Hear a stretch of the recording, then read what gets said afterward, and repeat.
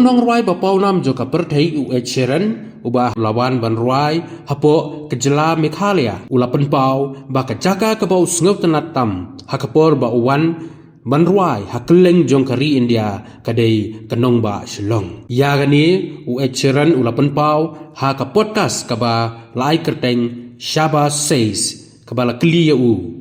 Kai ke Nongbah hapo ri India kabau sngewtynnad hakapor ba uwan ban ruai. U Ed Sheeran ulayatu ba kaba sngewtynnad tam ke Nongbah kaba ulawan kadai ke Nongbah Shillong. Ula berabdo da kaba ong ba uitennad ya baro kijaka kiba ulalai jengo hapo ri India. Ya kejingdon i kijaka ba itennad kabam kadi kaktien kateliet hanrei kaba kam kata syu bat kaba ketik syu ya u kadai ke Nongbah Shillong bat ka compare ban ya nujor bat ya kiweipat ke Nongbah kiba mau ulaleng. Laban penkan mau hang ni ba Ed Sheeran ulawan ha India ha benai rampang arjar arpesan bat wan ban ruai ru ha Shillong ha ka khat arterik u rampang ha kaba ula ringdur ru ya gejing ruai kaba udang supen mi shen.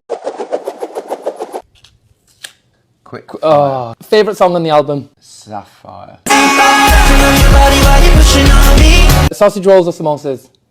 Sausage roll. Favorite place in India that you visited? Shillong, I think. Okay. Shillong, yeah. What I loved about India is everywhere that we went, it was a different language, different food, different music, different rhythms, and Shillong just felt very different. Right. To, I guess it would be like going to Newcastle versus Plymouth, but like way more.